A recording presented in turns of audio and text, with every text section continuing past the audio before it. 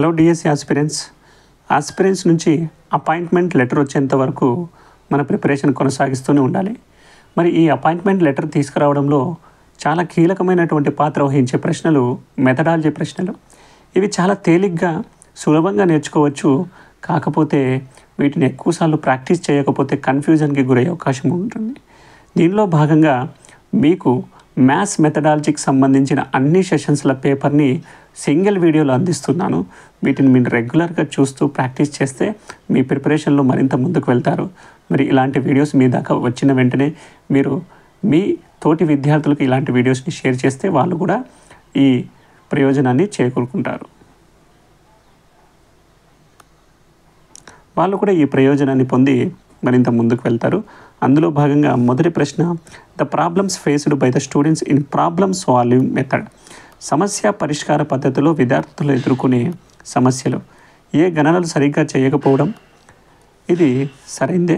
సరైన విధానాన్ని ఎంచుకోవడంలో లోపము, విద్యార్థుల్లో స్వీయ క్రమశిక్షణ తగ్గడం, సమస్యను సరిగ్గా విశ్లేషించకపోవడం.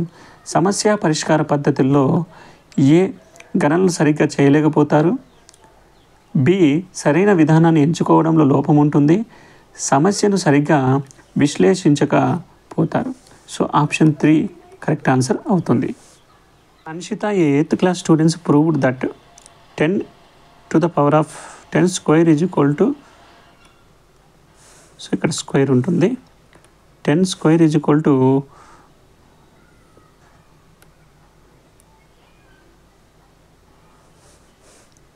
students proved that 10 to the power of minus 2 is equal to 1 by 100 using the formula of a to the power of m by a to the power of n. a to the power of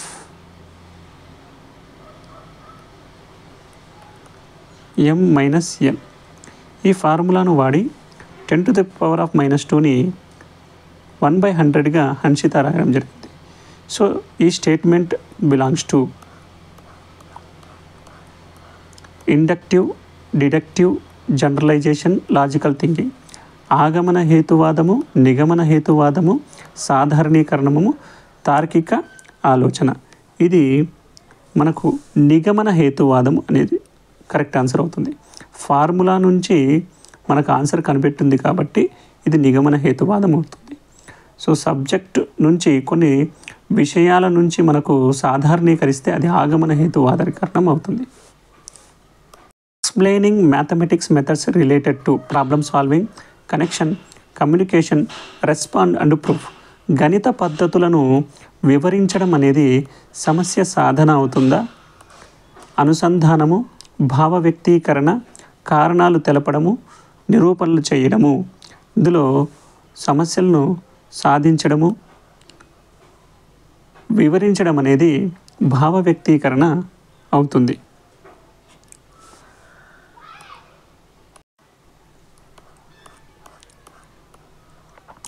observe the following. So ఇక్కడ ఇలాంటి వీటి విలువ ఏది? So దీని value వచ్చేసి వినోద విలువ. So option 1 correct answer. గణిత పేటికలో ఉండే మొత్తం ఘనాకారపు కడ్డీల సంఖ్య. గణిత పేటికలో ఉండే మొత్తం ఘనాకారపు కడ్డీల సంఖ్య 100. Advantage of objective type test. విషయాత్మక ప్రశ్నల ప్రయోజనాలు ఏవి? సో ఇట్టి పరీక్షల నిర్వహణ తేలిక, వ్రాతలో వేగము, శైలి ప్రభావం ఈ పరీక్షలపై ఉండదు, భాషా సామర్థ్యం పెరుగుతుంది. భాషా సామర్థ్యము ఇందులో పెరగదు. సంక్షిప్త వ్యాసరూప సమాధానాల్లో పెరుగుతుంది. జవాబులు రాయడానికి తక్కువ సమయం పడుతుంది. సో ఏబిడి ఉన్నటువంటి ఆప్షను ఫస్ట్ ఆప్షన్ కాబట్టి ఫస్ట్ ఆప్షన్ కరెక్ట్ అవుతుంది. క్రింది వానిలో నిగమన ఉపగమం యొక్క గుణం కానిది ఏది? సో ఉపాధ్యాయులు విద్యార్థుల కాలాన్ని, శ్రమను ఆదా చేస్తుంది. ప్రాథమిక స్థాయి బోధనకు ఇది తగిన పద్ధతి. ఇది నిగమన పద్ధతి యొక్క గుణం. ఆగమన పద్ధతిలో విద్యార్థుల కాలము, శ్రమ ఎక్కువగా తీసుకుంటుంది. ఇది విద్యార్థుల్లో జ్ఞాపక శక్తిని పెంపొందిస్తుంది. ఆగమన పద్ధతిలో విద్యార్థుల్లో జ్ఞాపక శక్తి పెంపొందిస్తుంది కానీ నిగమన పద్ధతిలో పెంపొందించదు. సో ఆప్షన్ 2 మనకు సరైనదిగా తెలుస్తుంది. మిగతా ఆప్షన్లు కూడా చూద్దాం. So it improves memory power. అభ్యాసం, ఆవర్తనం, అనుబంధ కార్యక్రమాలకు ఈ పద్ధతిలో అవకాశం ఉంటుంది. సో ప్రాక్టీస్ చేస్తే ఫార్ములాను గుర్తుపెట్టుకుంటే నిగమన పద్ధతి తేలిగ్గా అర్థమవుతుంది కాబట్టి ఆప్షన్ 4 కూడా నిగమన పద్ధతి యొక్క గుణం. ఇక సరిపోయినటువంటి గుణము సెకండ్ ఆప్షన్ మాత్రమే కాబట్టి దీనికి ఆప్షన్ 2 కరెక్ట్ ఆన్సర్ అవుతుంది. Students estimating their daily life situation developing their imaginary skills the state comes under. విద్యార్థులు తమ నిజ జీవిత సన్నివేశాలను అంచనా వేయడం, ఊహా సామర్థ్యాలను అభివృద్ధి పరుచుకునేలా తయారు చేయడం అనేది utilitarian value, culture value, disciplinary value, aesthetic value. ప్రయోజన విలువ అవుతుందా, సాంస్కృతిక విలువ అవుతుందా, క్రమశిక్షణ విలువ అవుతుందా, కళాత్మక విలువ అవుతుందా? ఖచ్చితంగా ప్రయోజన విలువ అవుతుంది. మనం నేర్చుకున్న దాన్ని నిజ జీవితంలో వాడుకుంటున్నాడు కాబట్టి అతడు ప్రయోజకుడు అవుతాడు. సో ఈ క్వశ్చన్కి ఆప్షన్ 1 అనేది కరెక్ట్ ఆన్సర్ అవుతుంది. కింది వాణిలో ఏది స్పష్టీకరణము? సో లక్ష్యాలు, ఆశయాలు, స్పష్టీకరణం అనేది మనకు మెథడ్స్లో తెలుసుకున్నాం. అందులో భాగంగా ఏది స్పష్టీకరణ అని అడుగుతున్నాడు. సో చతుర్భుజ లక్షణాలను ప్రదర్శించడం, త్రిభుజ వైశాల్య సూత్ర ఆవిష్కరణను విశదపరచడం, to prove that a+b whole square is equal to 2ab+b² అని నిరూపించుట, దీర్ఘచతురస్ర వైశాల్య సూత్రాన్ని విద్యార్థి జ్ఞప్తికి తెచ్చుకోవడం. సో ఇది కీవర్డ్. ఇలా జ్ఞప్తికి తెచ్చుకోవడం అనేది ఉంటే దాన్ని మనము స్పష్టీకరణగా చెప్పుకోవచ్చు.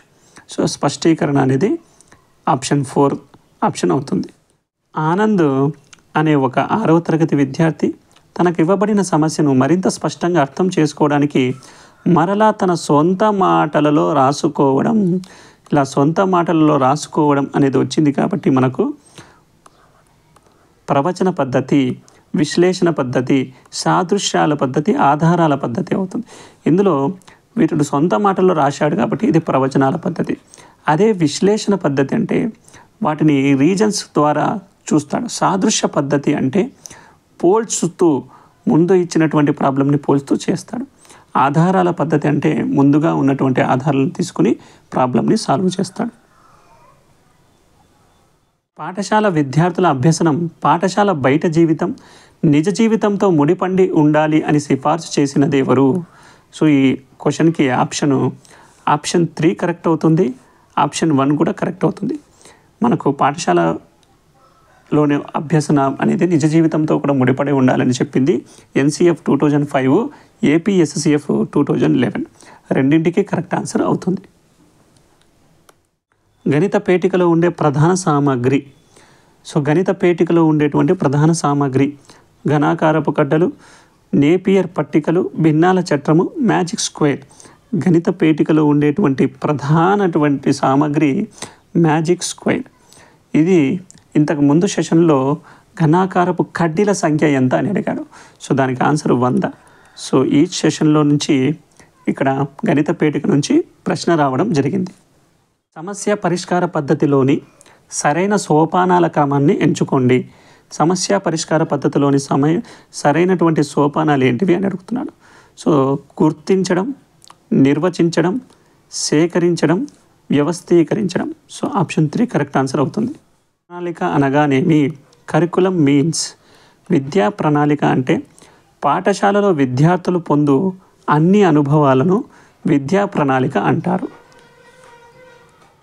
తాను నేర్చుకున్న భావాల అవగాహన ఎంత మేరకు జరిగిందనే విషయాన్ని వెంటనే తెలుసుకోవడం కోసం ఉద్దేశించబడినది. So student can instantly check for themself how far they could understand the concept by the one the following. ప్రయత్నించండి, రాత కృత్యాలు, ఆలోచించండి, చర్చించండి, ఇవి చేయండి. సో రాత కృత్యాలు ద్వారా విద్యార్థులు ఎంతవరకు చేశారు అనే విషయం మనకు అంతగా బోధపడదు. ఇవి చేయండి, మనకు టెక్స్ట్ బుక్లో ఇవి చేయండి అని ఒక చిన్న టేబుల్లో ఇస్తాడు. దీని ద్వారా విద్యార్థులు ఎంతవరకు సమాచారాన్ని అర్థం చేసుకున్నారో మనకు బోధపడుతుంది. ఆప్షన్ 4 కరెక్ట్ ఆన్సర్ అవుతుంది. అభ్యసన జరుగుతున్న సమయంలో విద్యార్థుల నిష్పాదన నాణ్యతను నిర్ణయించేది మూల్యాంకనం, మదింపు, మాపనం, పరీక్ష. అభ్యసనం ఇంకా జరుగుతూ ఉన్నటువంటి సందర్భంలో విద్యార్థుల్లో వారి నిష్పాదన ఎంతవరకు జరిగిందో మనకు మాపనం చేసేది మదింపు మాత్రమే. విశ్లేషణ పద్ధతి యొక్క గుణాలు ఏవి? కంఠస్థం చేయాల్సిన అవసరం లేదు, విద్యార్థుల ఆత్మవిశ్వాసం పెంపొందుతుంది, ఇవి విద్యార్థులు చాలా వేగంగా పనిని పూర్తి చేస్తారు, విద్యార్థులు సృజనాత్మకంగా ఆలోచించడం మొదలు పెడతారు, ప్రతి సోపానానికి తగిన హేతువు ఉంటుంది. సో ఆప్షన్ 3 అనేది కరెక్ట్ ఆన్సర్ అవుతుంది. విద్యార్థులు ఈ 4 అంశాలు మనకు ఈ పద్ధతుల్లో వచ్చేస్తాయి. సో పట్టీలను ఉపయోగించి, నేపియర్ పట్టీలను ఉపయోగించి ఈ ప్రాథమిక ప్రక్రియను సులువుగా నేర్చుకోవచ్చు. నేపియర్ పట్టగల అనగానే మనకు గుణకారం గుర్తుకు రావాలి. సో గుణకారం ఆప్షన్ 3లో ఉంది, మల్టిప్లికేషన్. కింది నిరూపణల్లో ధృవీకరణ ప్రక్రియకు చెందినవి నియత నిరూపణలు, అనియత నిరూపణలు, దృశ్య నిరూపణలు, తార్కిక నిరూపణలు. సో మనకు ధృవీకరణ నిరూపణలకు చెందినవి ఆప్షన్ 3లో ఉండేటువంటివి నియత నిరూపణలు, దృశ్య నిరూపణలు, తార్కిక నిరూపణలు. అనియత నిరూపణలు అనగా మూర్త భావాలు అన్నమాట. సో ఇవి ధృవీకరణ ప్రక్రియకు చెందవు.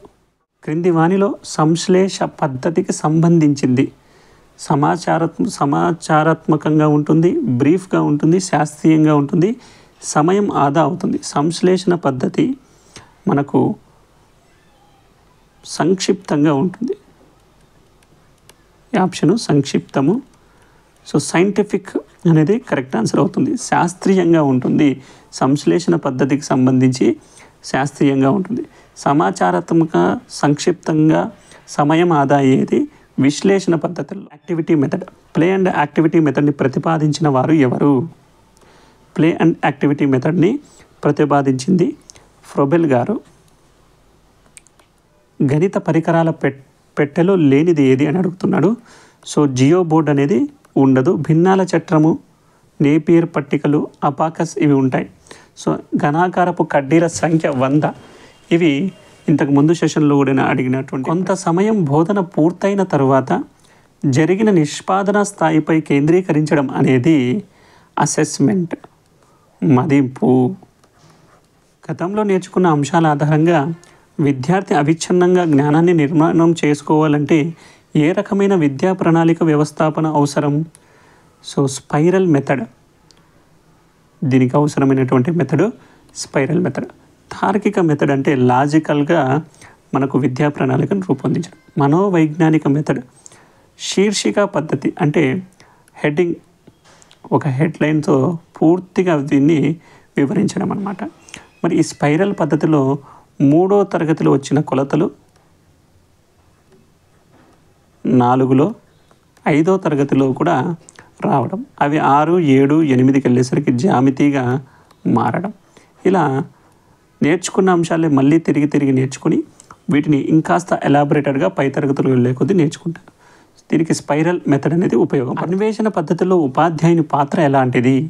సమస్య సాధనకు తగిన పరిస్థితులు కల్పించాలి, సమస్య సాధనలో పూర్తి చొరవ చూపాలి, పిల్లల్లో ఆలోచన రేకెత్తించే ప్రశ్నలు వేయాలి, సమస్యను అధ్యయనం చేయడానికి, సాధించడానికి తగిన సూచనలు చేయాలి. సో వీటన్నిటిలో సరైన సమాధానం ఏది అని అడుగుతున్నారు.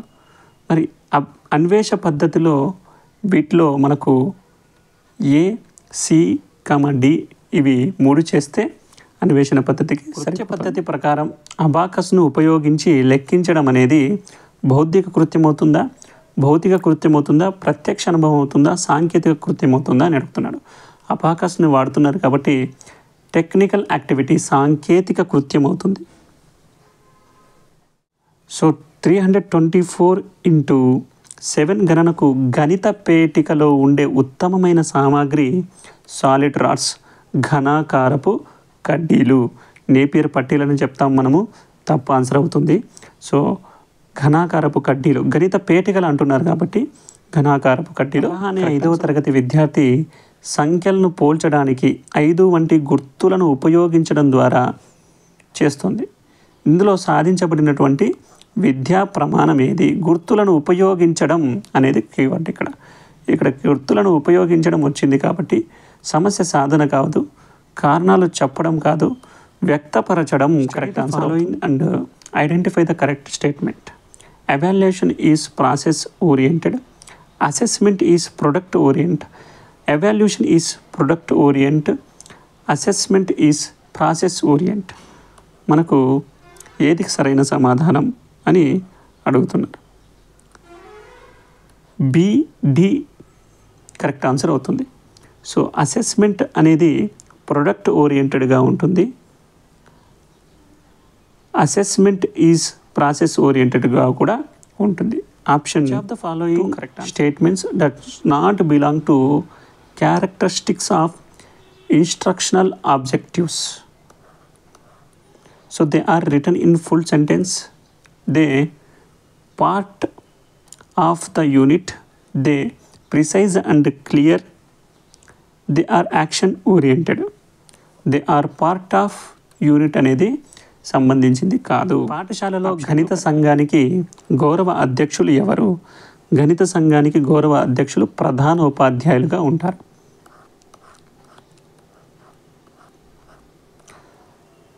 పాఠ్య పథకం వాస్తవంగా ఒక కార్యాచరణిక ప్రణాళిక అని వ్యాఖ్యానించిన వారు ఎవరు? లాంగ్ అండ్ డి టెంపుల్ గారు.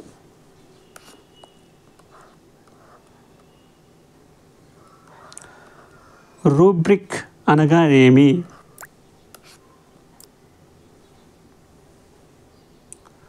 Scoring tool. రూబ్రిక్ అంటే స్కోరింగ్ టూల్ అవుతుంది. I am one in this method. ఈ పద్ధతిలో నేను గెలిచాననే సంతోషము కలుగుతుంది.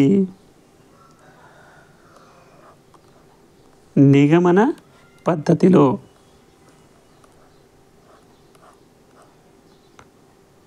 బ్లూమ్స్ ప్రకారం ప్రవర్తన మార్పులకు 3 విభాగాలుగా విభజించారు. అవి ఏవి? అవి ఆలోచనలు, భావనలు, చర్యలు. సో ఆప్షన్ 3 అనేది కరెక్ట్ ఆన్సర్ అవుతుంది. పిల్లల్లో జ్ఞానాన్ని నిర్మించడంలో సాంఘిక చర్య ప్రధాన పాత్ర పోషిస్తుందని మరియు ప్రతి వ్యక్తి జ్ఞానం యొక్క సామాజిక మరియు సాంస్కృతిక పరిసరాల్లో నిర్మించబడుతుందనే ప్రకటన దేనికి సంబంధించినది? ఈ ప్రకటన వైగాట్సీ గారికి సంబంధించినది. జ్ఞానాత్మక రంగానికి చెందినవి ఏవి జ్ఞానాత్మక రంగానికి చెందుతాయి అని అడుగుతున్నారు. సో అవగాహన, అనువర్తనం, విశ్లేషణం, గణన, చర్యలు. వీటిలో ఆప్షన్ 1 కరెక్ట్ ఆన్సర్ అవుతుంది. ఏ అవగాహన జ్ఞానాత్మక రంగానికి సంబంధించింది, బి అనువర్తనము, సి విశ్లేషణ కూడా జ్ఞానాత్మక రంగానికి ప్రయోజనమైన ఆలోచన, గణిత పరిశీలన, పరిశోధన, భావనలో సాధారణీకరణ ద్వారా గణిత వివరణ ఏర్పడుతుంది అని తెలియచేసిన వాళ్ళు ఎవరు? సో ఆప్షన్ 4 కరెక్ట్ ఆన్సర్ అవుతుంది. ఇలాంటి భావన చెప్పింది national council of teachers of mathematics. ఆచరణ ద్వారా అభ్యసనం అనే బోధనా పద్ధతి ఏది? సమస్య పరిష్కార పద్ధతి, ఆగమన పద్ధతి, సంశ్లేష పద్ధతి, హ్యూరిస్టిక్ పద్ధతి, సంశ్లేషణ పద్ధతి. ఆచరణ ద్వారా అభ్యసనం అనే బోధనా పద్ధతి ఏది? ఆచరణ ద్వారా అభ్యసనం అనేది హ్యూరిస్టిక్ పద్ధతి. పార్ట్ బోధనా ప్రణాళికలోని సోపానాలు: సన్నాహము, ప్రదర్శన, సమన్వయం, విస్తరణం, అనువర్తనం. సో దీనికి కరెక్ట్ ఆన్సర్ మనకు ఆప్షన్ 3 అవుతుంది. సన్నాహము, సమన్వయము, అనువర్తనం అనేది హెర్బార్ట్ బోధనా ప్రణాళికలోని సోపానాలు. రూపణ మదింపులో సమస్య సాధనకు కేటాయించిన మార్కులు 20%.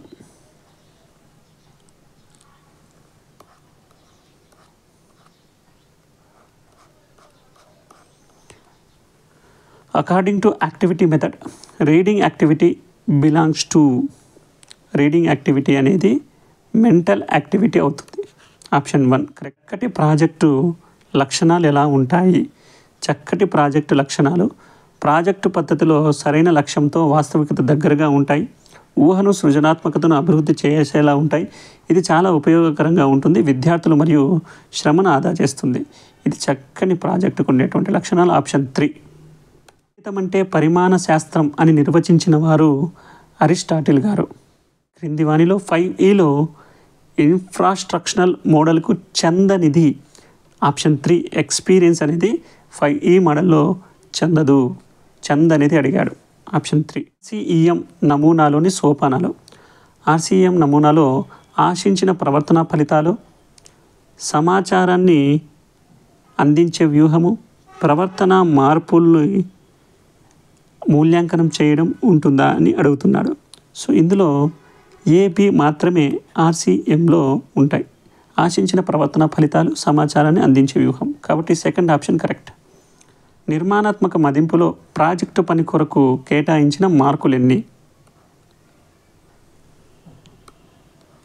10%. అకార్డింగ్ టు ఎల్డబ్ల్యూ అండర్సన్ సంశ్లేషణను క్రింది విధంగా మార్చడం జరిగింది. సంశ్లేషణను సృష్టించుడుగా మార్చడం జరిగింది. 25x36 పై ప్రశ్న ఏ రకానికి చెందింది? ప్రశ్న రూపము, సారూప్య రూపము, సహచర్య రూపము, పూరణం. ఆప్షన్ 4 పూరణం అనేది కరెక్ట్ ఆన్సర్ అవుతుంది. గణితం అంటే అవసరమైన నిర్ధారణను రాబట్టే శాస్త్రం అని చెప్పిన వాళ్ళు బెంజమిన్ పియర్స్ గారు.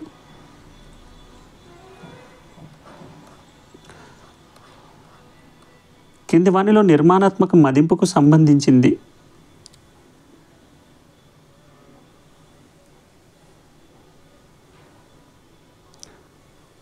యూనిట్ పరీక్షలు. కృత్యాధార పద్ధతి ప్రకారం చదవడం అనేది మౌఖిక కృత్యము. క్రాత్వాల్ భావావేశ రంగంలోని లక్ష్యాలు.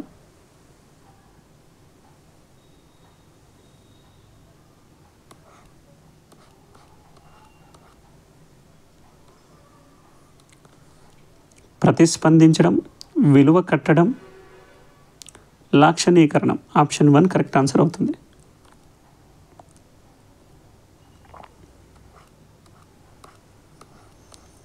రాజేష్ 7వ తరగతి విద్యార్థి ఒక సమస్యను వివిధ పద్ధతుల్లో సూచించగలడు. దీని ద్వారా సాధించగలిగిన లక్ష్యం ఏది? వినియోగం.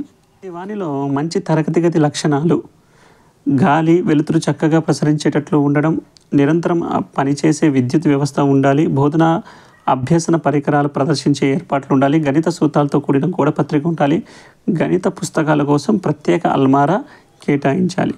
మరి వీటిలో కరెక్ట్ ఆన్సర్ ఏది అంటే 4. ఇవన్నీ ఉంటేనే మంచి తరగతి అని చెప్పవచ్చు. ఉన్న తాజ్మహల్ ఉంది, గణిత విలువకు చెందినది. ఏ గణిత విలువకు సంబంధించింది అంటే ఇది సాంస్కృతిక విలువ. ప్రాథమికోన్నత పాఠశాల గణిత ఉపాధ్యాయుని పాత్ర కానిది. గణితాన్ని తన నిజ జీవితంలో భాగంగా భావించాలి. గణిత బోధనలో తనదైన శైలిని కలిగి ఉండాలి. గణిత పత్రికల్లో వ్యాసాన్ని, గణిత పుస్తకాలు రాస్తూ ఉండాలి. గణిత ప్రయోగశాల ఏర్పాటు కొరకు విద్యార్థులకు నుండి విరాళాలు సేకరించడం. వీటిలో ఏది కాదని అడుగుతున్నాడు. ఆప్షన్ 4 కరెక్ట్ ఆన్సర్ అవుతుంది. సమస్య నిరూపణలో క్రమాన్ని అర్థం చేసుకోవడం అనేది మనకు కారణాలు చెప్పడం, నిరూపణలు చేయడం కిందికి వస్తుంది.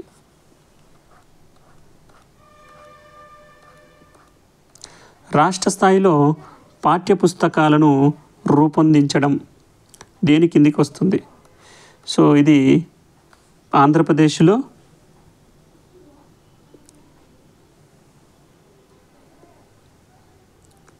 పాఠ్యపుస్తకాలను SIET రూపొందిస్తుంది. KWF చార్టులో W అనగానేమి? W అనగా want to know. Mauritian unit approach typically include the. Option 2 ప్రదర్శన. సమస్య పరిష్కార పద్ధతిలో ఒక ఉపాధ్యాయుడు కష్టమైన రాత సమస్యను పోలిన సులభమైన మరో గణిత సమస్యను ఇవ్వడం అనేది సో పోల్స్తో ఇస్తున్నాడు కాబట్టి సాదృశ్యాల పద్ధతి. ప్రశ్నాపత్రంలో నమూనా క్రింది వానిలో నిరంతర సమగ్ర మూల్యాంకనం లక్ష్యం కానిది ఏది? వాస్తవ సమాచారాన్ని అంకెలను కంఠస్థం ద్వారా గుర్తించుకోవడం, పిల్లల్ని ప్రోత్సహించడం. ఇది ఏమాత్రము కాదు, కాబట్టి ఆప్షన్ 4. విద్యార్థుల్లో ప్రేరణ కలిగించడం, సొంత మాటల్లో వ్యక్తపరిచేలా చేయడం, మూల్యాంకనాన్ని బోధన అభ్యసన ప్రక్రియలో భాగంగా చేయడం. ఇవి 3 correct. So option 4 correct answer అవుతుంది.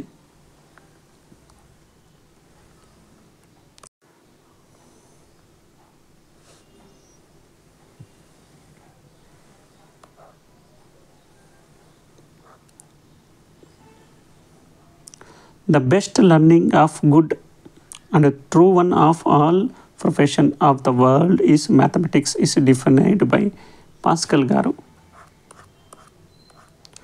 ఆత్మ యొక్క వివేచనము గుర్తులన్నింటిలో గణితమే అని చెప్పింది పాస్కల్ గారు. NCF 2005 ప్రకారం గణితం యొక్క విద్య యొక్క ముఖ్య లక్షణాలు. సో మనకు పిల్లల్లో గణిత సామర్థ్యాలను అభివృద్ధిపరచడం, ఇది కరెక్టే. ఆలోచన విధానం అమర్చిపరచడం కరెక్టే. నిజ జీవిత సన్నివేశాల్లో వేగం, ఖచ్చితత్వాన్ని అలవరించుకోవడం, సంక్లిష్ట సమస్య ప్రక్రియలో గణితీకరించడం, ఇది కాదు. సో ఆప్షన్ ABC, ఆప్షన్ 1 అనేది కరెక్ట్ ఆన్సర్. ఈ పద్ధతిని అనుసరించడం ద్వారా ఒక సమస్యను సాధించు విధానాన్ని అర్థం చేసుకోగలను. సో విశ్లేషణ పద్ధతి ద్వారా ఇది జరుగుతుంది. తార్కికను వివరించడం అనేది దేనికి సంబంధించింది? సో గణిత తార్కికతను వివరించడం అనేది భావ వ్యక్తీకరణకు సంబంధించింది. ఉత్తమ పాఠ్యపుస్తకం లక్షణం కానిది, గణిత పాఠ్యపుస్తకం లక్షణం కానిది ఇది. సమస్యలను క్రమం, క్లిష్టత, సరళతకు ఉండాలి. క్లిష్టత నుండి సరళత కాదు, సరళత నుండి క్లిష్టతకు ఉండాలి. సో ఫస్ట్ ఆప్షన్ తప్పుగా ఉంది కాబట్టి ఫస్ట్ ఆప్షన్ అనేది కరెక్ట్. ఆగమన ఉపగమన లక్షణాలు, ఉదాహరణ నుండి సూత్రీకరించడం, ఇది కరెక్టే. మూర్తం నుంచి అమూర్తము, ప్రయోగాలు లేదా పరిశీలన ద్వారా చేయడంతో సాధారణీకరించడం, ఇవి 3 కరెక్ట్. సూత్రీకరణలు, సాధారణీకరణ నియమాలను పరీక్షించేదిగా, ఇది కాదు. సో ABC ఉండేటువంటి ఆప్షన్ 3లో ఉంది కాబట్టి ఆప్షన్ 3 కరెక్ట్ ఆన్సర్ అవుతుంది. లయ ఎక్కడ ఉంటే అక్కడ సంఖ్య ఉంటుంది అని చెప్పింది పైథాగరస్ గారు. ఆప్షన్ 4. సో APEKXను విస్తరించండి, ఆంధ్రప్రదేశ్ ఈ knowledge X forum. Option 1 correct answer అవుతుంది. హురిస్కో అనేది పదం యొక్క అర్థము. I find. ఆర్స్ మ్యాథమెటికా అనేది ఏ భాషకు సంబంధించింది? లాటిన్ భాషకు సంబంధించింది. నేర్చుకున్న భావాల పరిధి దాటి విద్యార్థుల స్థాయిని పరీక్షించేది. ఆలోచించండి, చర్చించండి. Circle to square. ప్రశ్న ఈ రూపానికి చెందిన ప్రశ్న అవుతుంది.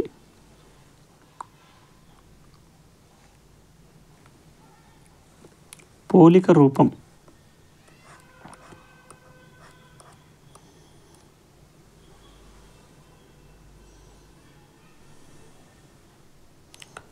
హెగెన్ ప్రకారం గణిత నాగరికతకు అద్దం లాంటిది. ఈ ప్రవచనం ఏ గణిత విలువలకు సంబంధించింది? సాంస్కృతిక విలువకు సంబంధించింది.